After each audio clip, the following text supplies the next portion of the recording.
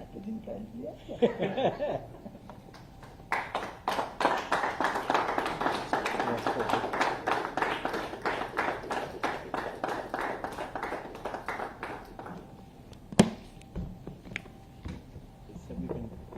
I'll make you hold these also, sir. So this is the second set. So these are nine volumes together. Of each wing of the department. So we define the mandate and the job, the responsibilities. And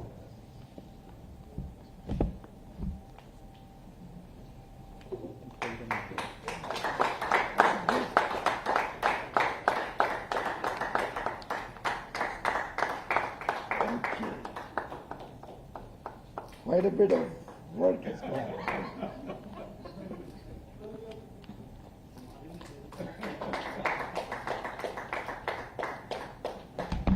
Sir, and this is the new organizational structure, sir.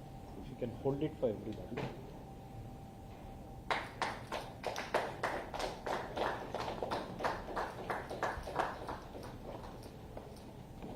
So we would like this to be on everybody's desk so that it takes 2-3 months for people to settle down.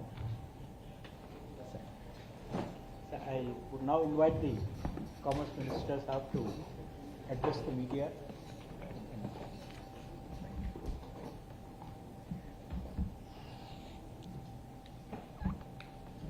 Thank you, Secretary, and thank you, the entire Commerce team. Thank you for the outstanding work that has been done along with Boston Consulting BCG in preparing India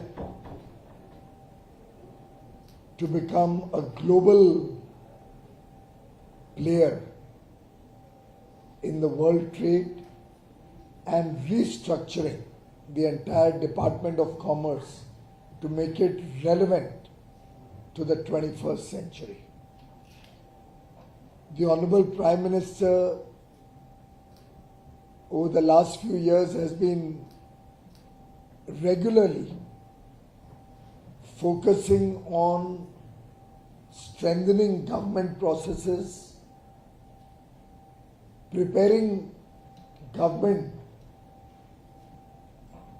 to play a more active role in taking the country forward with greater role of technology, with a much more skilled team, greater degree of participation of the private sector through public-private engagement and stakeholder consultations.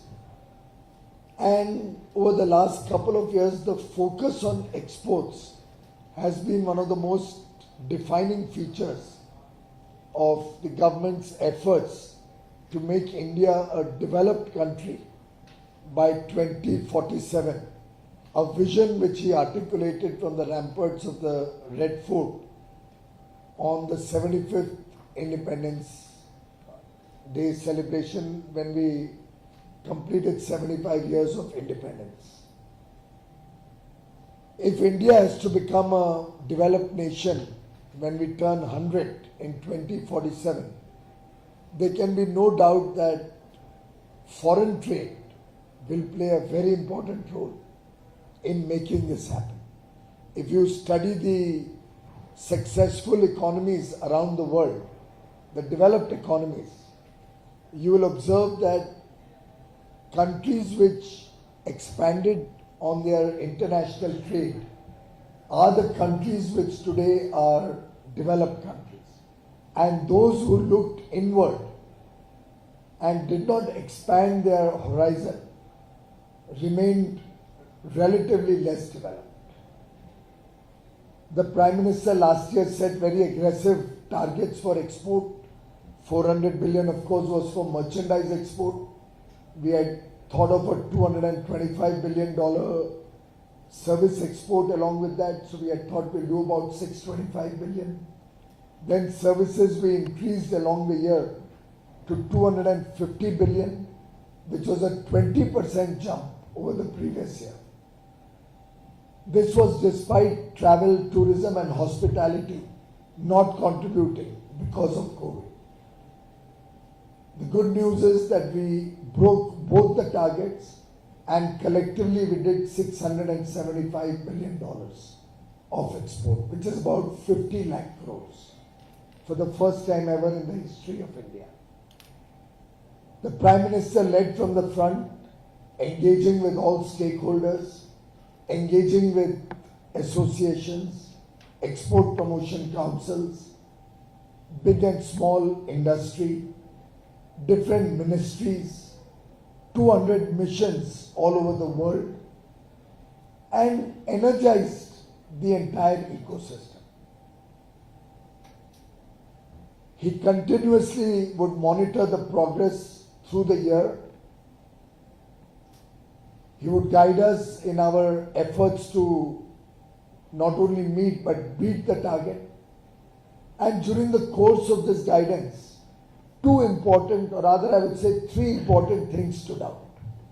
One, the fact that the Prime Minister has now asked all the missions across the world to focus on 3 T's. Trade, that's our export, technology, so that India can get the benefit of the world's best technologies, and tourism, which is a big job generator in the country and foreign exchange earner when foreign tourists come to India. The 3 T's, trade, technology and tourism, are now an integral part of every mission's job or duties, as much as the relationship and geopolitical engagement that they have as a part of their diplomatic outreach. Similarly, the Prime Minister, recognizing that we need to have scale and quality, approved and focused on supporting the growth of Indian industry to make it world-class, get economies of scale so that large capacities can be created in select sectors where we have competitive advantage over other countries. Quality can be upgraded and the gaps on critical sectors like semiconductors can be fulfilled in India. So an allocation of 1,97,000 crores, it's nearly $27 billion, and 76,000 crores for semiconductors, that's about $10 billion, were both made to encourage about 15 sectors, including semiconductors. This has been very well received. In fact, every single engagement with industry, the PLI schemes finds mention as something which is a game changer for the future of India. While both these things were being focused on, the Prime Minister also has asked the Karma Yogi, has launched the Karma Yogi mission, under which skill development and upgradation of each government department or ministry's people is also being undertaken. And consequent to that, as a very logical co-activity, the restructuring of various departments, many of which are patterned on whatever was decided maybe 70, 80, 100 years ago, has also been undertaken by different departments. Commerce is privileged to be the first of the block. We immediately got down to the task under the leadership of Mr. BVR Subramaniam, Commerce Secretary, and his colleagues. We have Amit Yadav and Rachna Shah, both Secretary Designate. We have Mr. Sarangi, DGFT, Anand Sarup, and all the other colleagues in the ministry who all worked painstakingly to visualize and recreate what should be the Department of Commerce looking like, to be able to meet the needs of the future, the needs of a developed country, and as an immediate task to take the $675 billion to $2 trillion. That means 3x by 2030. It's not a small achievement. If we can have a $2 trillion export by 2030, it will change the way India engages with the world. It will give us space amongst the top 2 or 3 nations. This is only the export figure. There will also be a corresponding import figure. We will become amongst the top 3 or 4 nations in world trade, or our contribution to world trade.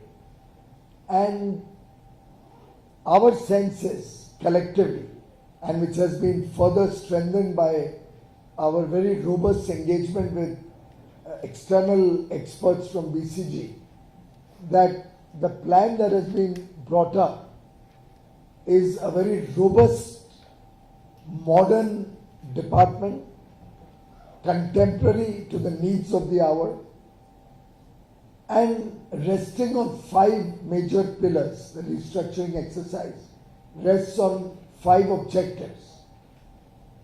A, as I said, increasing India's share in global trade, particularly our share in exports, and consequently increase the share of our exports in our GDP. B, assume a leadership role in multilateral organizations like the WTO and many other organizations of which we are a part. Also expand our engagement, bilateral engagement through foreign free trade agreements, FTAs or economic partnerships with developed countries and other countries. 3, democratization of trade so that we can have a greater role for MSME sector, our farmers and agri sector, our fishermen through the marine exports, animal husbandry through milk and similar processed food products, our weavers, our craftsmen, all of them becoming a part of our international trade. 4th, we want to create 100 Indian brands as global champions.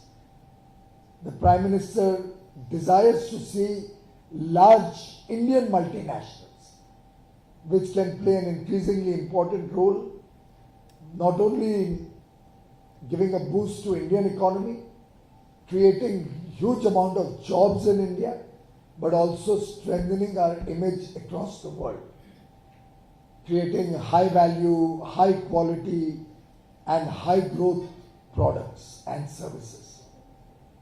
And lastly, 5th, we are looking at setting up economic zones or industrial hubs across the country which will strengthen the manufacturing base and the service base of the economy, provide plug-and-play infrastructure, and encourage greater investments to come to India. It has been a mammoth endeavor. It is focused on Atmanirbhar Bharat and therefore an Atmanirbhar Commerce Department. The 14 volumes give the picture of what role each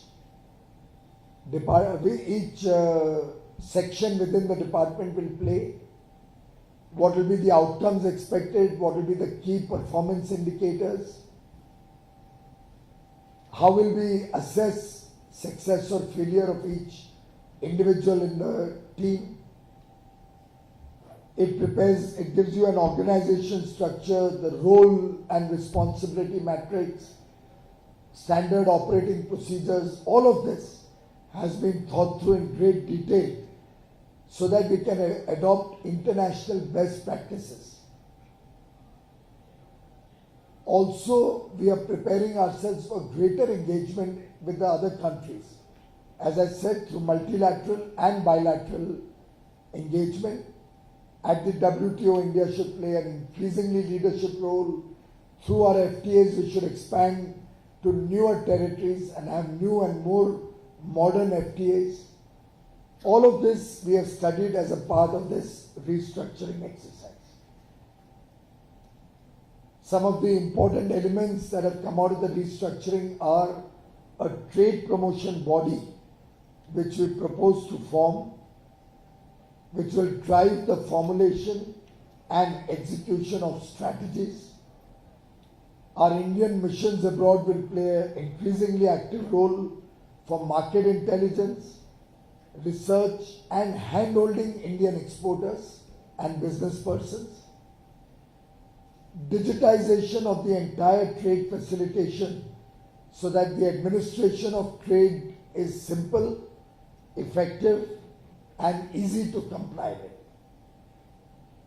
We are going to rehaul our data analytics ecosystem so that data management becomes more modern and outcome oriented. And lastly, the Indian Trade Service, which is a very reputed and a very valued service. We have several officers in the DGFT from the Indian Trade Service, can also infuse new talent both through government recruitment and from the private sector so that we can have multi-functional teams working in the Department of Commerce. All of this will lead to institutional memory being created so that as officers keep coming and going, long-term institutional memory is retained in the department and we will be able to engage with the world from a position of strength with significant lessons learned from history and as we go along so that Indian trade and commerce will be not only a strong element of India's march to prosperity and drive in the Amrit Kal to become a developed nation by 2047, but also play an increasingly important role in serving the needs of the entire world. Once again, my compliments to the entire team in the Commerce Ministry, Boston Consulting Group, all the other stakeholders who participated through extensive consultations, friends from the media for your valuable feedback which helps us evolve regularly. We'll now be taking all these reports for more significant interministerial consultations, and once a buy-in is there with all the various stakeholders within the government, we'll be restructuring the entire Commerce Department on the lines as will be decided in the course of the further consultations interministerial and with other ministries, ministers, the Honorable Prime Minister's office, all the other elements will be finalized in greater detail. Since the report was ready and with us, we thought we should take the opportunity of sharing it with the people so that we can also probably get more feedback from our stakeholders. Thank you.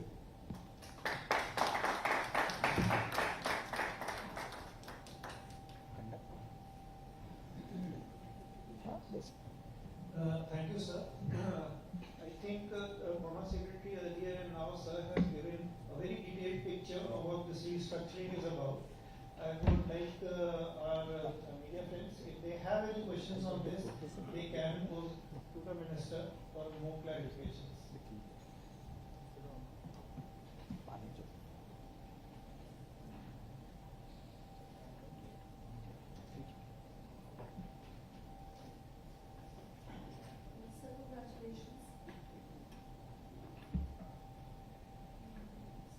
Congratulations on the great restructuring that you're undertaking, and wanted to know, sir, if you can share some of the specific roles that you are envisaging for the various departments? Is it okay? I'll speak loud. Sir. No, I think Minister Sabha has a bad throat. He just come back to Gujarat, if I'm not wrong, in 3 days there. The roles are very clear. There will be one wing which will be largely focused on negotiations, getting into agreements, and creating internal strength and expertise. So that's why we have created a large number of verticals, both multilateral and bilateral. So that's a legal economic thing. So that opens the doors. Second, we are improving the data function. So what you get from DGCIS is like uncooked food. People would like, a la carte, menu, thali, whatever. So I think we will set up a huge trade intelligence analytics function, which will actually disseminate the data so that people find it in a really usable form. If somebody is selling, say, shirts or papad, they should know where are the markets, where can I get the access easily, etc. A third part will be this huge trade promotion body which is going to come up. And I think that's going to subsume many functions which DGFT is doing, which commerce is doing into one location. Today what happens is one joint secretary does market access, they sanction some scheme, somebody does brand India, somebody does something else. The right hand and the left hand don't talk to each other. So there's no coordinated. Now there will be one trade promotion chief under which everybody works. And that's going to be the big winner when something comes out of this. And the other is the last thing the Minister Sahab said, recasting the ITS. The ITS will be the in-house long-term expertise that will reside in the department. And as other officers from the central staffing scheme keep coming and going, the ITS will carry on. So rather than actually being clearers of incentives, they will be trade promoters. So I think that's the goal.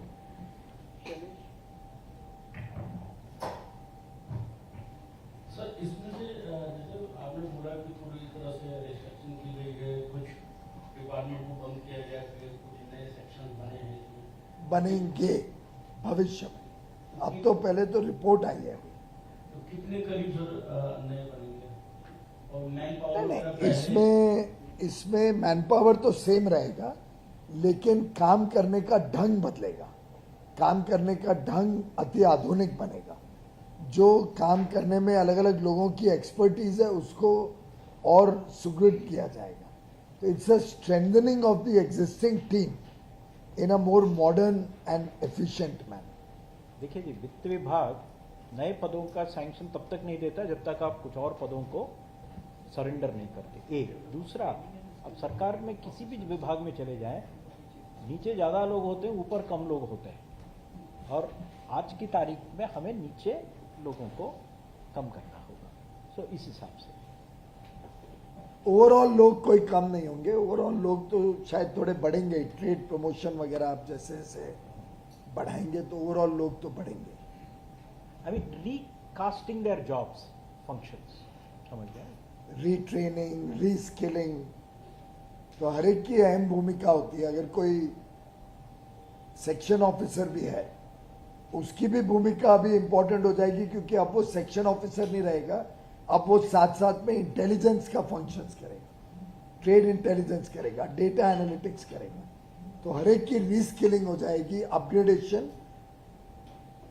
हर एक व्यक्ति organisation में अपने career में prospects देखेगा।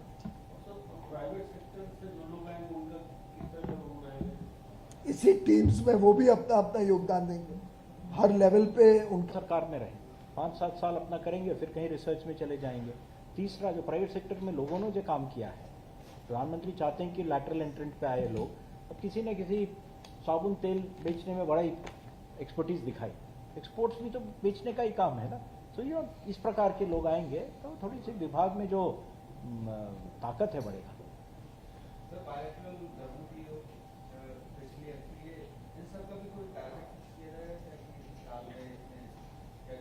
Sorry,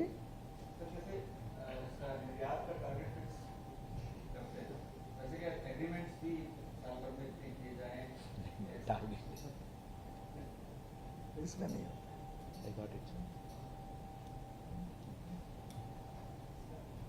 agreements का target नहीं होता।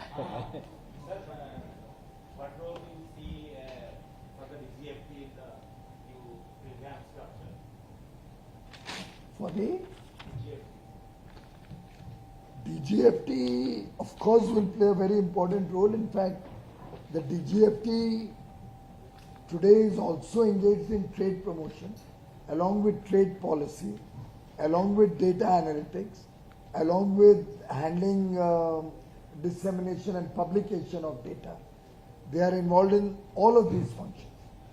The DGFT's role will now get more categorized in different buckets. So, like we'll have a trade promotion body, we'll have a trade negotiation body. The DGFT will then focus on trade logistics and infra strategy, regulation and compliance of the trade policy, scheme implementation and monitoring, all the schemes of the government, risk monitoring and e-governance, payments and accounts and legal and litigation is a part of every department. So, instead of वो director general क्या है, वो पुराने जमाने का socialist type thinking से काम चलता है. नाम से ही डर लगता है. अगर वो लेटर आता है डायरेक्टर जनरल का, तो जिसके पास भी जाता है वो नाम से ही डर लग जाता है. पर अगर एक फैसिलिटेटर, एक दोस्त का लेटर आता है तो बुरा नहीं लगता. So with your permission, we'll take the last question. Last question. Sir, after the restructuring, will we see more people in the negotiating teams? Is it also one of? Oh yeah, of course, we'll have much stronger teams and we'll have much more expertise in the teams. Which is why we said, सरकारी लोग तो रहेंगे, पर थोड़ा बहुत private sector expertise साथ में जोड़ लें, तो उससे हमारी नेगोशिएशंस और रियलिस्टिक प्रैक्टिकल हो जाएंगे, जिससे इंडस्ट्री को सीधा लाभ होगा. और हमने ये प्रयोग, मिस्टर यादव ने ऑस्ट्रेलियन एफटीए किया, आप कैनेडियन एफटीए अभी कर रही हैं रचना जी, उसमें हमने प्रयोग करके बहुत लाभ देखा कि भाई फार्मा की नेगोशिएशन है, सरकारी अफसर तो करते ही हैं, पर उसके साथ साथ अगर प्राइवेट सेक्टर के भी एक्सपर्ट्स फार्मा के हमारे साथ टीम में बैठ के करें नेगोशिएट, तो day to day nuances they can understand better and therefore we can get better outcomes from the negotiation. Sir, just last, so what is the export target for this year? Ideally we thought of a target, we are almost finalized it, but we were hoping that the geopolitical situation gets sorted out, and we kept deferring it, waiting for things to stabilize. Right now, it doesn't look to be coming to a situation where we can look at that stabilizing. So maybe we'll have to freeze the target and we'll let the world know and we'll let you know very soon. Thank you, sir. But I can tell you, we are on track as of 15th of August. We are absolutely on track to the target we had set at the beginning of the year. So far we are okay. But since the geopolitical situation, the recessionary conditions in developed countries and all are surfacing every day, we want to be sure that we don't overstate our expectations.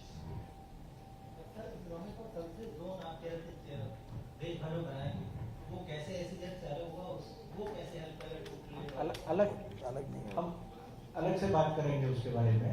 हम लोग यहाँ देशव्यापी पे workshop कर रहे हैं Monday को, उसके बाद आपको जानकारी दें. Thank you. Thank you. Thank you, sir. We are going for the convocation, right? We are going for the convocation. What convocation? IIFT. Huh? IIFT अभी है. So I will proceed with convocation. Where are you all going? Same place, sir. It will take. We are all going. Yeah, I'll catch you. Did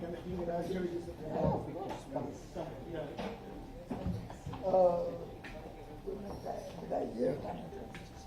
What are you doing? Sir, please.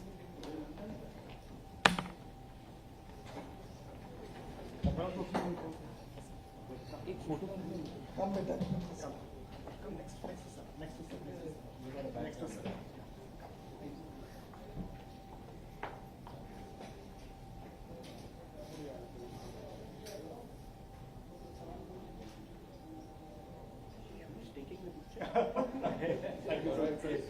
Thank you, sir. Good luck. Good luck to all of you. Thank you so much. Very good. I just hope this thing now gives us the outcomes that we have had. ये ले लो.